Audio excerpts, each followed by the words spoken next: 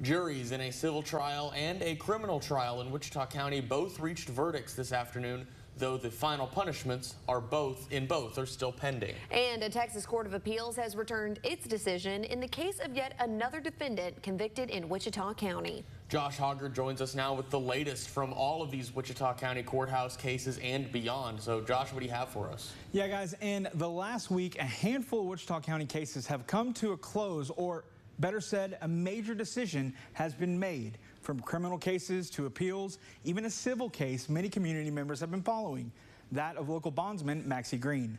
Green, the owner of A to Z Bail Bonds, has been a bondsman for over 3 decades in Wichita County, and he filed a lawsuit against the Wichita County Bail Bond Board after they revoked his license, alleging he solicited bonds from 2 Wichita County inmates while he himself was behind bars. Green filed a lawsuit against the board, which was heard by a Wichita County jury of 10 women and 2 men in a civil trial that got underway earlier this week, with visiting Judge Doug Robinson of Denton County presiding.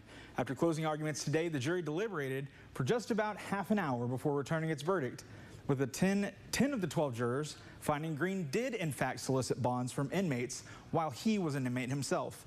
Now the fate of Green's license to issue bonds in Wichita County is set to be decided after arguments from counsel for both the Bail Bond Board and Green's attorney.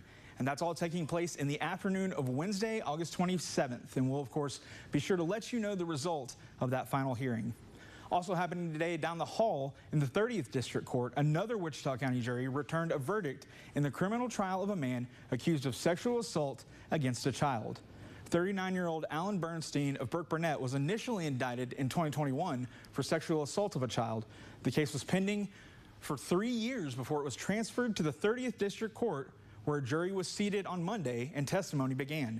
After the prosecution, led by Brooke Robb, rested its case on Wednesday, Bernstein's defense presented its case to the jury. Followed by a few rebuttal witnesses this morning, the jury then deliberated for around 3 hours before returning a verdict of guilty just before 2 this afternoon. And with Bernstein electing to have that jury also set his sentence, a punishment phase got underway this afternoon as well.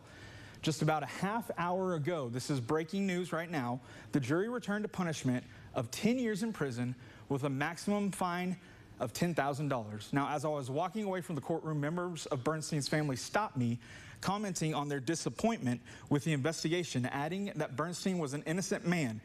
And this just in a statement from his attorney, Gant Grimes, saying, quote, "We wanted a different verdict, but the bigger concern is the blatant and willful refusal of the district attorney's office to disclose exculpatory evidence." He goes on to say, hopefully this will begin to change things in terms of getting defendants a full and fair trial in Wichita County. A lot of things to say there. We will, of course, post his statement online to you for you to read, so check online for the latest shortly. Now, finally, the Second Court of Appeals returned its decision last week in the appellate case of James Esmond, who was convicted of child sex crimes and given 2 life sentences by a Wichita County jury last year.